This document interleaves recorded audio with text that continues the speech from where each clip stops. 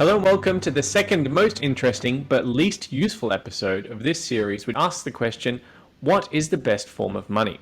My old friend and co-conspirator Boaz Shoshan joins us. Boaz, it's nice to have you in the hot seat this time. Indeed, it's great to be back. It's been a long time since we've done one of these. Yeah, it has. Now, the only thing that silver bugs like to do more than talking about silver is to tell gold bugs why silver is better than gold. And I know you don't quite identify as a silver bug, but you're also the best person to answer this question. Why is silver the best form of money? Well, I think it is fair to say I'm a silver bug, actually. There is something quite unique about silver relative to gold. I think there's this great Oscar Wilde quote from The Picture of Dorian Gray, where Henry Wotton, who is the lead corrupter of Dorian, describes a cigarette as the perfect pleasure because it stimulates and yet leaves one unsatisfied. And I think that is very applicable to silver. If you've ever held silver in your hand, especially a large amount of it, you'll find that it's very this is stimulating, but it's not quite satisfying. If you have a kilo of gold in your hand, if you ever held one, you think, wow, this is worth an awful lot of money. You could definitely be satisfied with having one of those. But if you hold a kilo of silver, you will find that, wow, this is really nice. I wish I had more of these. And I feel a lot of the silver bugs are just the people who would be satisfied with gold. But there's something about silver, it's very Moorish. It's like Maltesers or something. And you just want to have more of it. You'll never be quite satisfied with your silver hoard. You'll always want to grow it. And so I think I am a silver bug. In terms of it being a better form of money, I think if you look historically, silver was a form of money for a longer period than gold. It didn't have some of the issues with scarcity, which has created a lot of problems for countries that were on a gold standard or were using gold as a form of money. Because silver was generally more abundant. Of course, there are areas of the world where silver is less abundant. The Egyptians valued silver very, very highly relative to gold.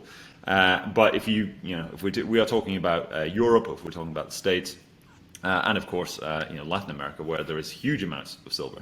In these areas, silver was a form of money for a very long period of time, and it arguably was a better form of money at that period at least, because there was no issue with supply of it, and as a result, everybody could own money. It wasn't like you didn't get these dearth of money, these money extinction events where suddenly no one had any form of money, so they had to resort to barter instead, which did happen with gold because there were such minute quantities of it around at various points in history. So silver was good in that respect.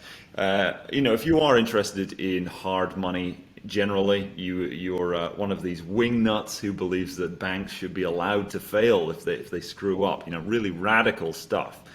You may find that silver is something of a halfway house because it is still a softer form of money than gold. So during silver standards, you still find a bit more inflation going on because the supply of it is there's a bit more of it out there. It's easier for more of it to come online in a lot of ways.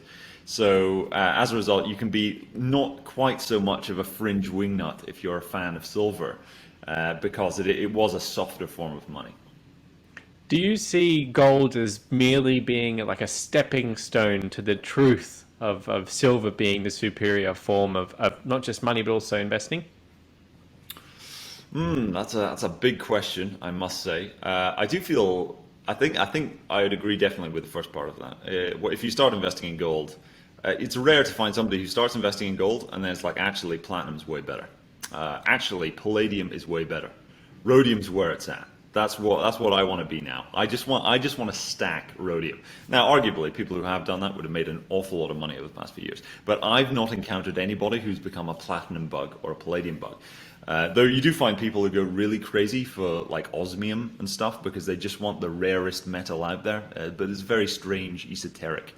You do find lots of people, in my experience, who I'm interested in gold, then they get interested in silver, and then they just stay on the silver side. And that's just their thing. They love it. And that's probably where I am, really. I think I love gold, and I think it's a great asset to have. Silver is still, I've got a lot of appreciation for the silver bug community, and of course for the silverists who believe it should be remonetized. When it comes to, of course, the recent performance, though, if you're looking at silver over the past 10 years, post the financial crisis boom that occurred right after, silver has really been a very disappointing investment. It's become very much hated. You get lots of allegations of price manipulation and things like that, which I don't think is worth exploring so much in this conversation.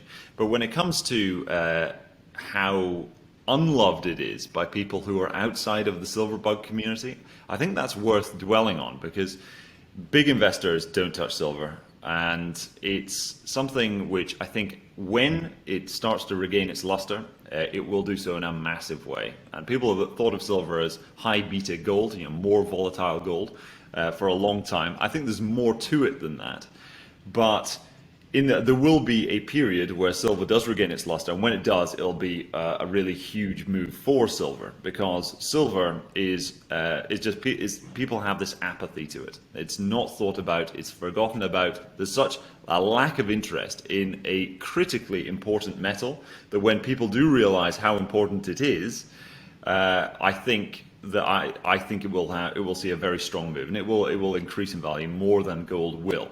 I think where we are right now in the 2020s is a perfect environment really for silver. And just to elaborate on that a little bit, when you're looking at gold and silver, both of these rise in periods of financial repression, when there are low interest rates and high inflation. You get that stagflationary environment. Both precious metals, all real assets really, do well during these periods. But silver and gold differ slightly. So gold is more sensitive to the interest rate side of that equation. So low interest rates, high inflation. Gold is more sensitive to the rate side. Silver, however, due to its properties as an industrial metal, is more sensitive to the inflation side. And over the past 10 years, we've seen not a huge amount of inflation pre-Wu flu. But we have seen a lot of interest rate suppression. That's why lots of the action when it came to precious metals was on gold and less of it was in silver. That's now flipped around. So I think silver is actually going to be the leader of the two during the 2020s, because we now have governments trying to get growth at any cost. They're very happy to print loads and loads of money, borrow lots of money, give it to people, just hand it out. And that's very pro-inflationary. So we've already seen the action in the interest rates. Now we're going to see the inflation side of that, and that's going to be really, really good for silver. When you think of silver as an industrial metal that is vital for so many of the things that we use in our everyday life, it really makes sense that that it will have a bright future in a period where governments just want growth at any cost, while at the same time destroying the value of money. What was the name of that element? Osmium? Osmium. I'm going to pencil in osmium as episode 336 of Which Money is Best. Yes, the hardest form of the lot is osmium. Yeah. I think the key point that is in silver's favor, whether it's over gold or just generally, is something we've alluded to a little bit, but I want to explore it a bit more, which is just the historical evidence. So, anything could have been chosen as money, many things were over the course of history, but silver really does dominate far more than gold. And obviously it's good fun watching, and also it's a good experience for gold bugs to go on that learning experience of discovering just how much more important silver was to gold. So I'm sure you've got some historical anecdotes that you can recall. I've got some, and John Butler from the previous video, our mutual friend, he's also sent in some. So you take it away. Give us some of the examples of silver dominating gold as a monetary metal, historically speaking. Well, here we are in the UK, and it's pound sterling, right? It's not pound oring or whatever that would be. Of course, though, we do have sovereigns, but the name of our currency is sterling, and that is because, of course, it was a pound of sterling silver way back in the day. And yet, there are actually competing theories as to where exactly sterling comes from, like that word sterling, and how that relates to silver. But here we are in the UK, and you get people still like the family silver that is still seen as a real asset by many folks, generally on the older side. Young people don't really have an appreciation for silver yet. But there's still an appreciation for silver in that regard. You'll find in places like in France, post-revolution, there was all these issues where they were actually taking all of the silverware from the aristocrats and then using that to get mint new money because they didn't have the assets, and so it's very hard to find if you're really into fine silverware. It's very hard to find French aristocratic silverware from that time because so much of it just got melted down. But when it comes to the use of silver as the dominant form of money, you'll find the Americans are very pro on this. It's much harder to find silverists in the UK than it is in the States. There are some really hardcore silver bugs out there over the pond, and they've got the mining dynamic over there because, of course, they used to produce, and in some places they still do produce a fair bit of silver. But as a result, there's much more of an appreciation for it. And it really depends on where you are and what your monetary history is as to whether or not people are really pro-silver or whether or not they're more on the gold side. I don't hear much, maybe you can correct me on this, Nikolai, but I don't hear much appreciation for gold from the likes of Austria and Germany. They're much pure on the pure gold side, but maybe you'll correct me. Yeah, I don't know about the gold side either for the Germans, apart from just one person I follow, Torsten Polleit, who focuses very much on gold. But I'm in Japan, and apparently the Japanese word for money, which is yen, which is pronounced N in Japan, as well as the Chinese yuan, which is where the word yen comes from. That's all based on the Chinese word for around something, meaning around silver coin in this instance, according to some etymologists. And then we have the word for dollar, which comes from the German word Thaler, which was based on Joachimsthaler, which was a silver coin, not a golden one. So, all of this is hotly debated, as is the origins of the word pound sterling, or the name pound sterling. But I don't think it's really debatable that when it came to the form of money that was actually used and what form of money emerged over time to be the superior monetary metal, silver did beat gold. And that changed, I suppose, with the advent of governments taking over the money supply and governments coming with an imposition of the gold standard. Why did they do that?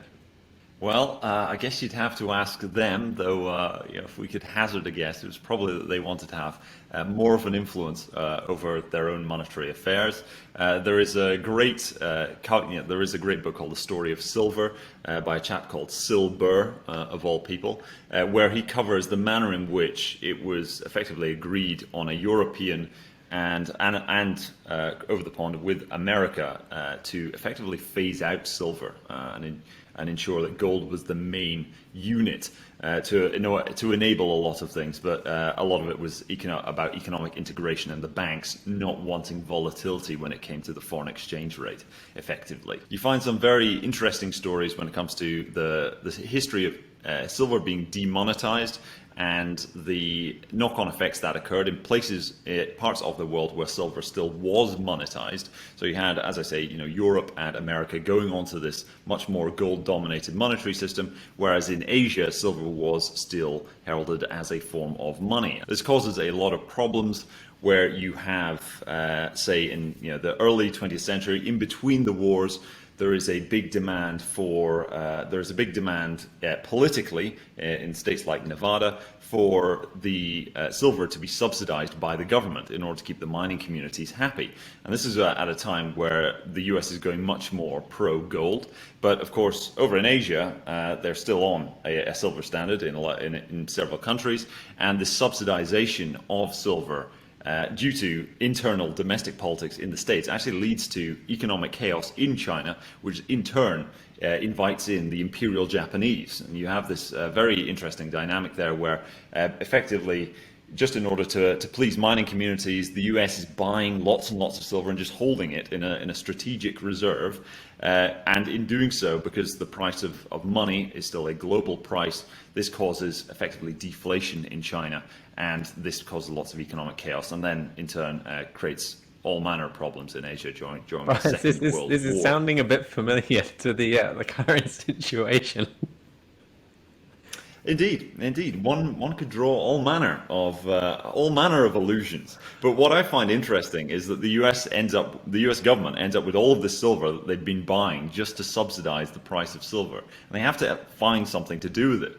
And in the end, they actually end up using it to make nuclear weapons, right? So during the Manhattan Project, they actually used, just to make sure that because it creates, you need lots and lots of current in order to test and develop nuclear weapons. They end up using huge amounts of the silver from that they've taken from their reserves that they built up in order to make nukes. And it was in the cables because silver is such a great conductor of electricity. Indeed, I think the measure for the conductivity of any material is how bad it is relative to silver, because silver is just so good. So silver is not something that's going to be going away anytime soon, but people don't give it the credit that it deserves. This is extraordinary. Even I'm amazed. But and we haven't even gotten to the Wizard of Oz yet. Yeah, quite. Maybe that's where all the osmium is. Maybe that's where it's found. So and that's the William Jennings Bryan. I've gotten his name wrong, haven't I? The most famous political speech in U.S. history, at least, is all about the gold and silver debate. And even in the UK, going back through history with the bimetallic system, when we had silver and gold, that caused all sorts of problems, which Isaac Newton had to deal with at one point when he was master of the mint. But I think that's enough about history. I think we've sparked enough gold bugs' interest in silver to get them digging. Let's move on to, I suppose, the future. Are you suggesting that silver will be remonetized, or what's your fascination with it? I would argue that the fact that silver has been demonetized only makes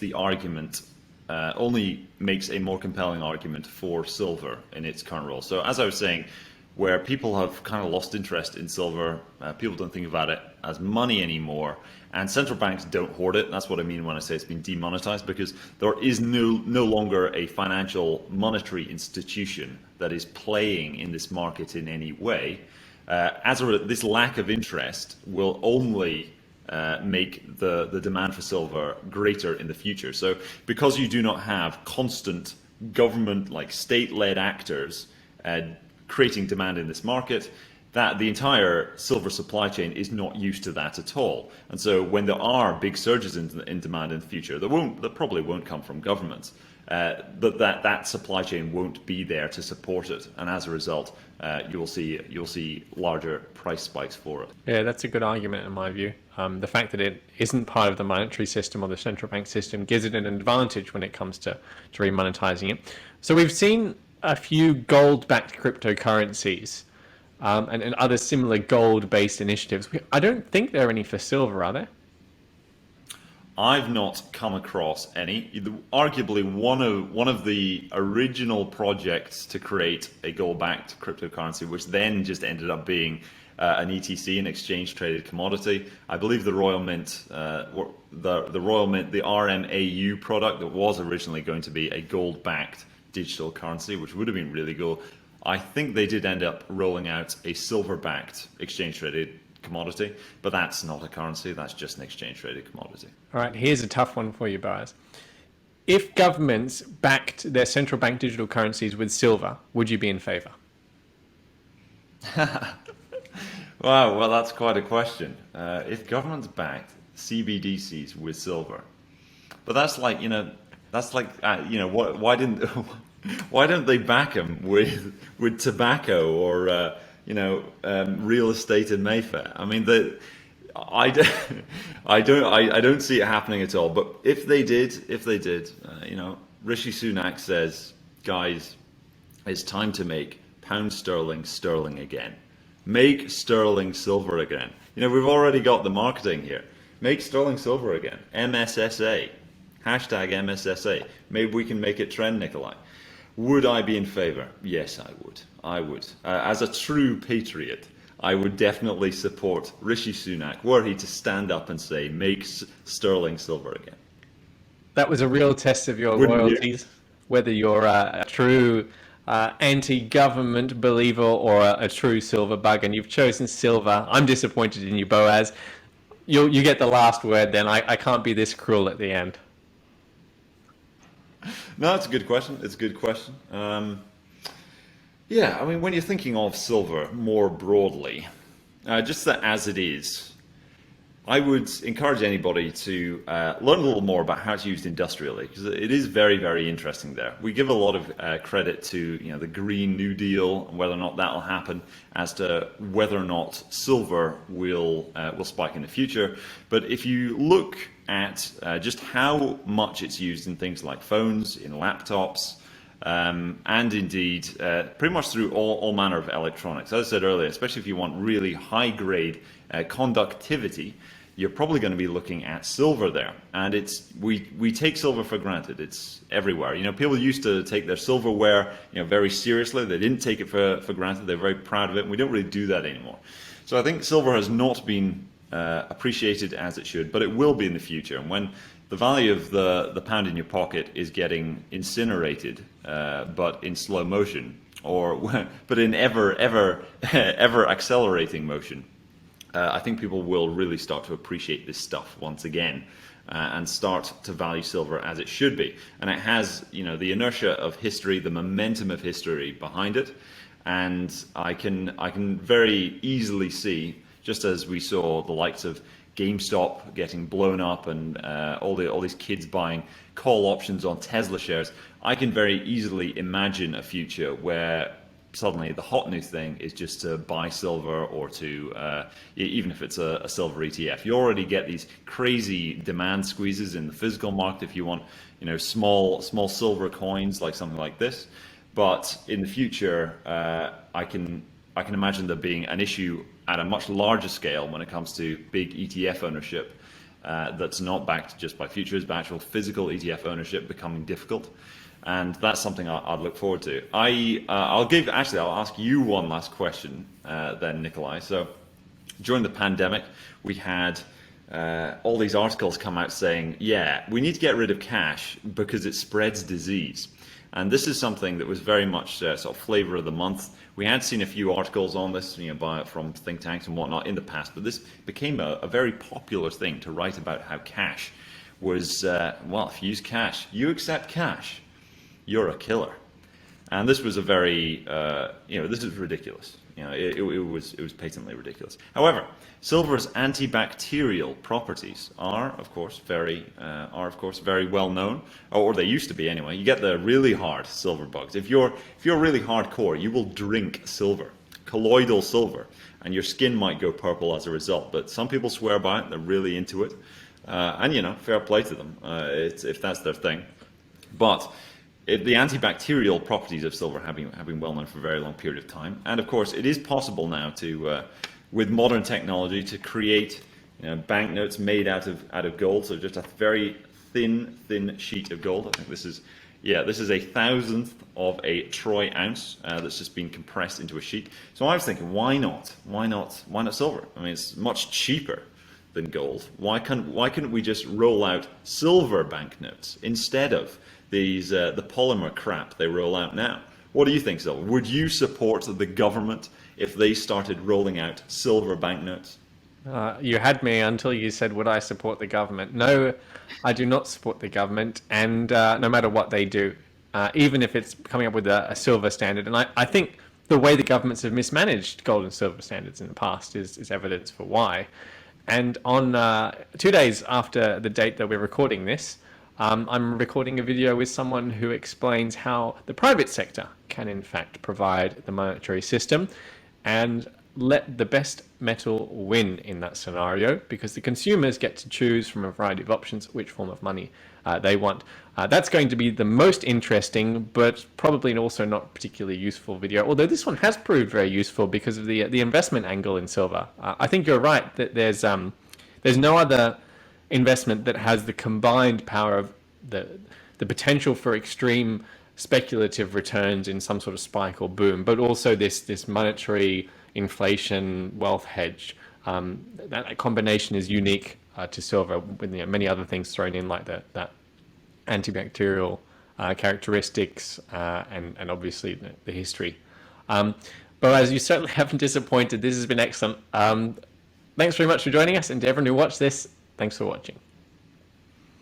Thanks for having me, Nikolai. It's been a great chat as ever.